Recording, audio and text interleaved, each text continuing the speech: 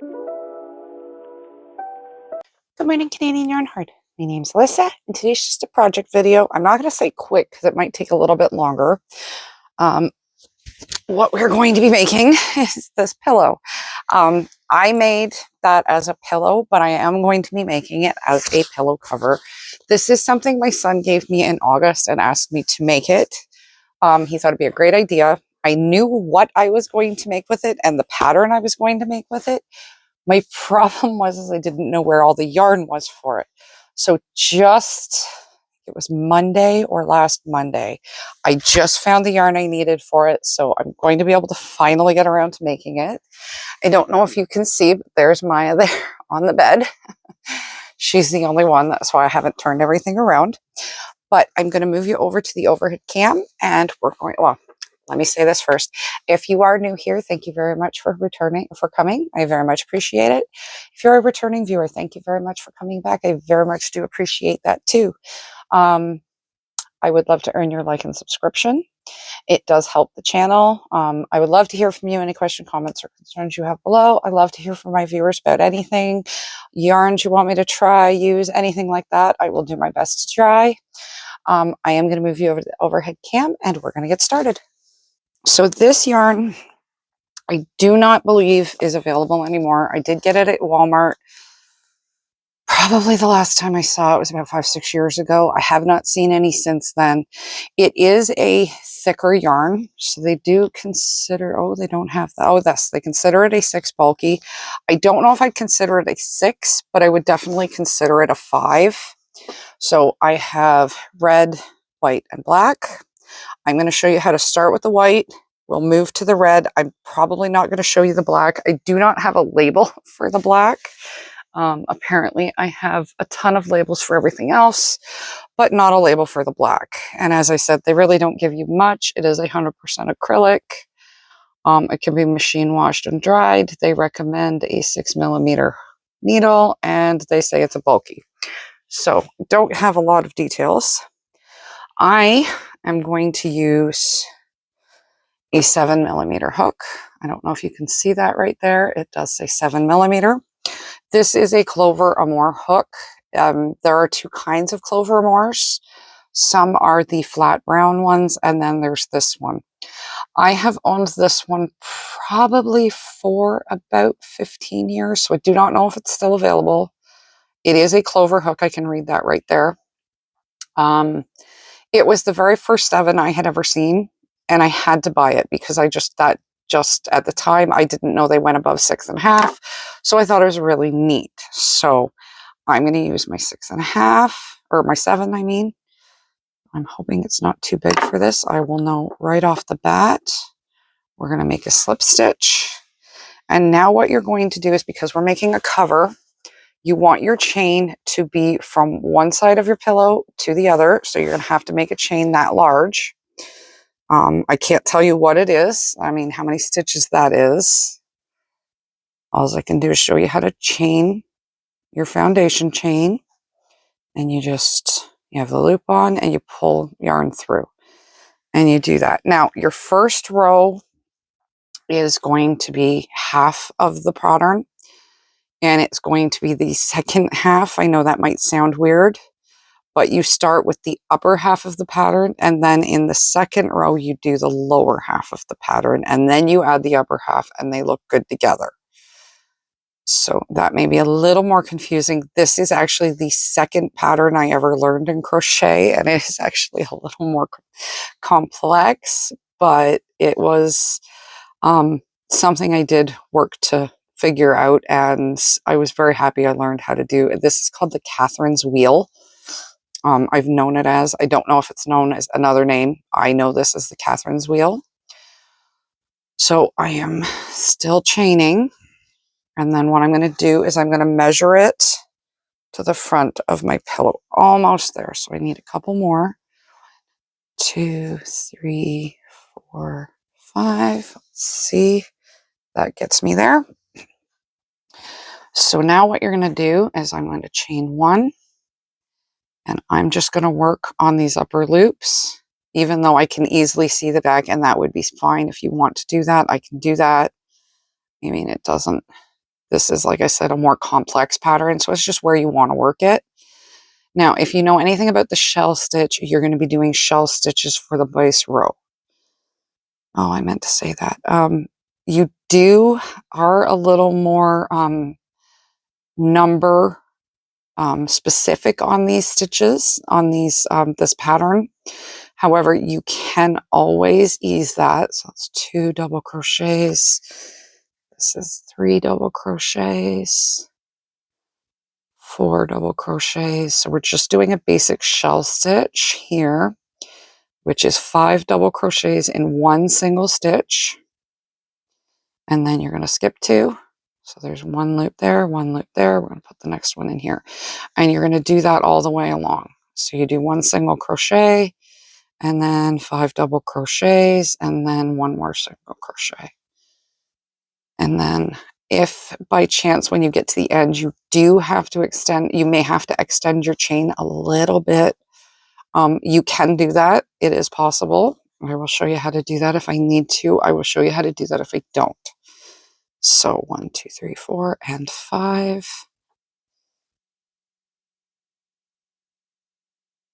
1, 2, and 3.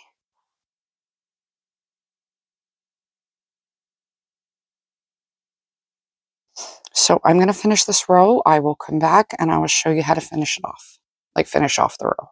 So I went back and I was looking at my yarn, and I noticed that this hook was a little too large. So I said, all right, I will change down to a 6mm hook, and it seems to be where I want it to be. I did manage to make it to where I wanted to, but I did figure I still can show you. I'm going to grab that, move the pillow out of the way because I don't need it yet. So you're at the end, you have your slip stitch here. If it's not too tight, you can always go in and loosen it. And then what you do, you put your hook through and you just chain this way. So you start chaining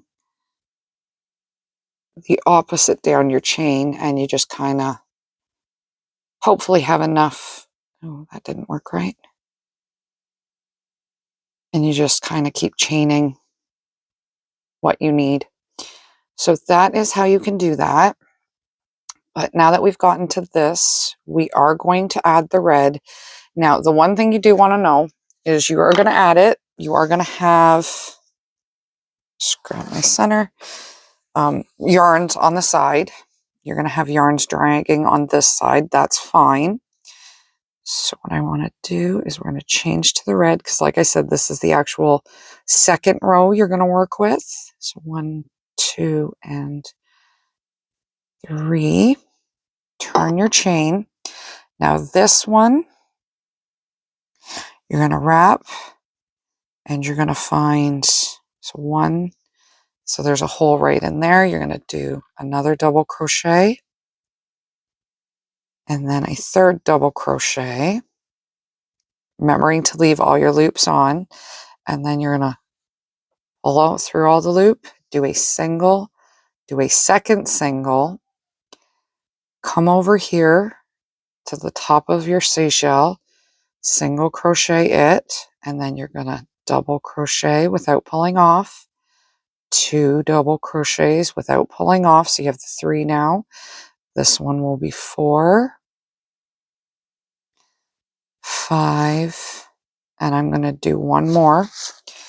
It usually says 5, so you could easily do it, but I like to do 1, 2, 2.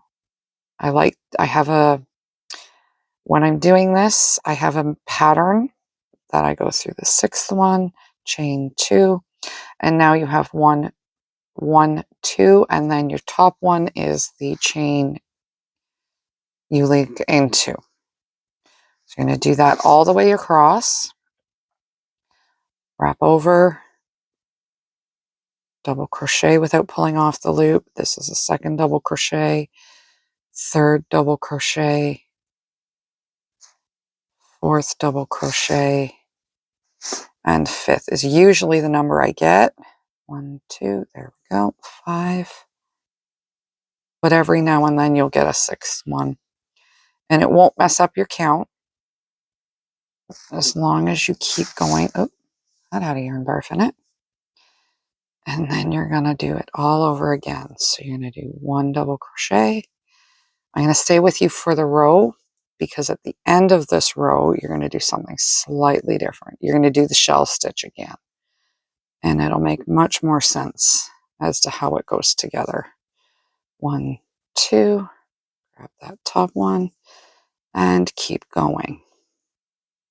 1, 2, 3, 4, and 5. Bring them through all of the loops, chain 2, and attach right there. 1, 2, 3, 4, 5. We do only have a few more left to go. And this is the rows. You're going to repeat the same rows, each color, so the color doesn't really matter. It is the same row each time.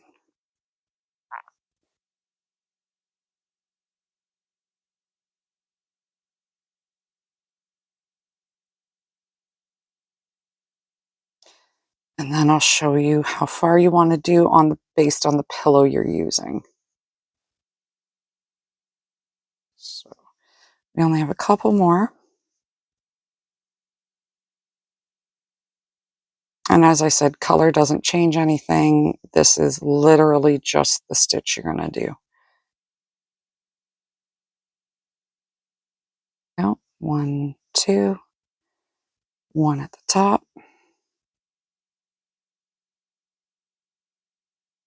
1, 2, 3, 4, 5. Go through all of them, chain 2, and then single crochet at the top. 1, 2, 3, 4, and 5. And go through all, chain 2. The one at the top. Now you're at the end. So what you're going to do is you're going to go 1, 2, and 3. So you get the chain, you get to do 3 of them. And then you're going to chain. You want to do your slip stitch, your chain stitch. So you go through all and then you do a single crochet and then you're going to chain 2, turn, and this is how you're going to do the top. You're going to go in that chain stitch, the circular stitch, and you're going to finish off your shell with 3 double crochets. So 1, 2, 3, excluding your chain stitch. And that is how you're going to go all the way across the row again. So you're just going to go 1, 2, 3, 4, and 5. And then you just single crochet where it single crochets. So you can do that all the way to the end. And I will show you how to start the next row. Remember the next row is black, so it will be a harder time to see. And I will be back in just a second. Okay, so we are on the last of this row, and you have to find that last stitch, and you're just going to do 3 double crochets here on the last stitch. So 1, 2, and 3. Oh, and if you hear a noise, I do apologize. It's the garbage truck outside. So here you have it. And as you can see, this is where the colors start. So it is very nice that way. And if you wonder why I showed the one pillow, it's because this is honestly the exact same pattern I did with it. I measured how large I wanted it. And I started This pattern, it's at this point just a different, a different hook.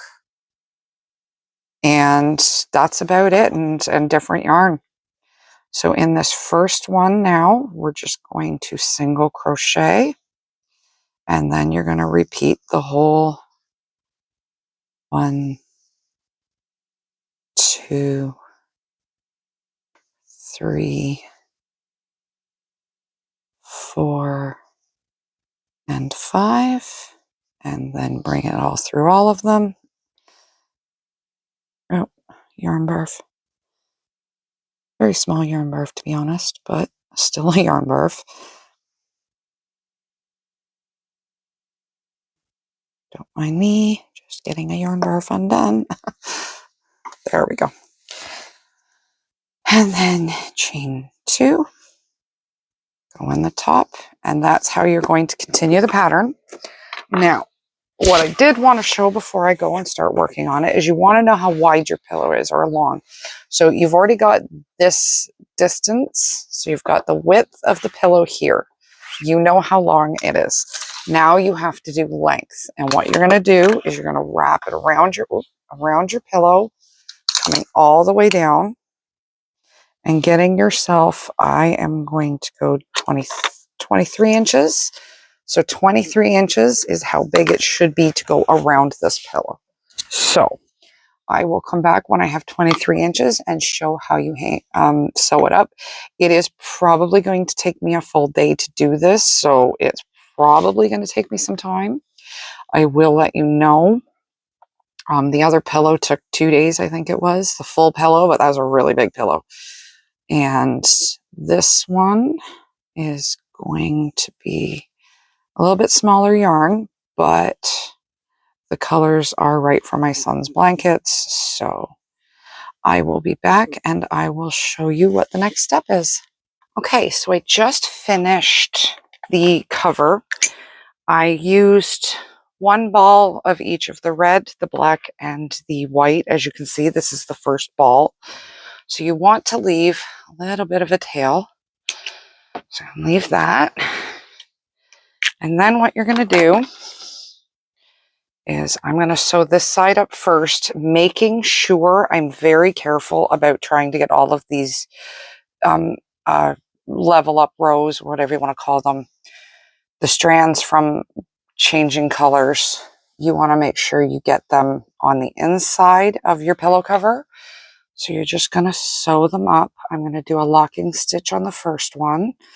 Now I'm going to have to make another cut and make a longer yarn, but for now we're just going to go back and forth, sewing up, like I said, trying to make sure you have all of those black ones tied up and in, making sure you get the right place for stitch placement in your sewing. You want to make sure you get a good cover.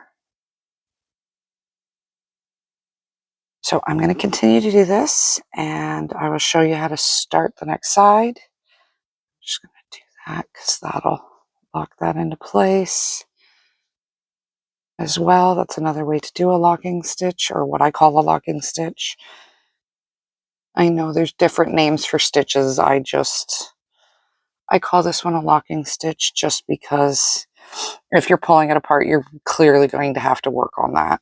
There we go. I'm going to grab a little bit more yarn for sewing it up.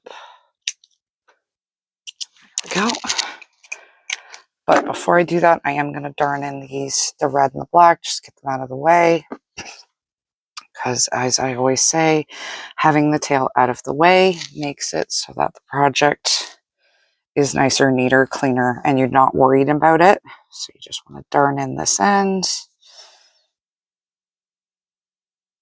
going around and just kind of wherever you know you can get it in, tightening it up, wait a little bit. So there's that. Turn that one off. Now we're going to do the black, and just same thing, just make sure you're trying to sew it in. Just try to grab wherever you can. and darn it in so it doesn't come undone on you. Do a locking stitch.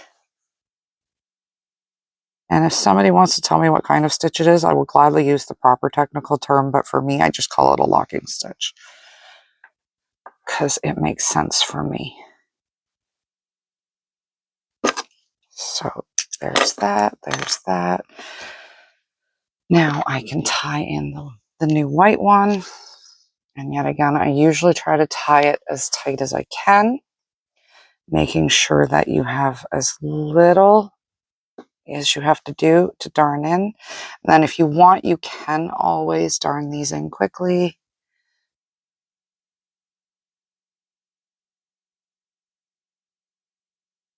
Trying not to get it anywhere near the black or the red. And just, oh, that didn't work. All right, let's try that again. And if you ever have short ends like I do right now and they do that on you, always thread the needle first then. So through the work you want it to be done, and then grab the darning, the ends you want to darn, and just pull that through. Probably did a little too much for that, so I can pull the needle back just a little bit since it's having trouble. And you just pull it through and pull it through. And there's that darned in. So now that end is nicely darned in. And now you just want to, like I said, make sure to grab all of these ends that are loose. That's why I do this end first, because I do like to make sure that you get them all. And then I will come back when I'm done this side, show you how to do the next side and how it looks when it's finished. Now, I did want to show what I do when I get to the one side. I very much double back and go all the way back to give yourself a really good darned in edge, because you really do want to make sure that it's nice and tight, that it looks good, that there's no actual too big of holes in the side. But you always want to make sure that you're pulling it like that, so that way you don't have any bunching.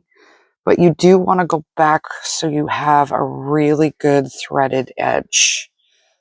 And like I said, the first time I go up, I'm worried more about, there we go, getting all of those threads in and less about actually sewing it in, more just trying to keep them out of your way when you do sew it in.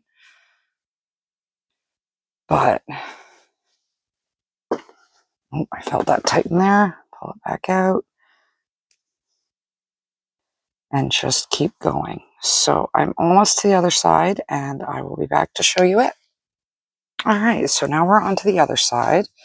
We grab, because we only do the half circle, we are able to have the white end on this side as well. So that's why when I ended, I made a really long tail so I could sew this side up without having to add any extra yarn. If you do have to, it's no big deal. This one, you don't have to be quite so worried about getting all the threads, so placement can be a little more important on that first go run of trying to make sure you've sewn it up properly. But I still do come back and double back down and make sure I go all the way around again. So I do the two sides both times. I will come back and show you the finished product in just a second. All right, so I just finished the sides and I'm just pulling it inside out now. So now what you're going to do is you're going to put the pillow in, but you want to make sure that the side's at the back if you can do it. So we're just going to try and get it in the way we want it. And, oh, sorry about that. Okay, now let's get that there. It may not work the way I want it to. I may have to keep it at the bottom. But there you have it. There is the pillow cover. I hope my son likes it for his birthday. And I hope you enjoyed this video. I hope you have a wonderful day, and I hope to see you again. Bye.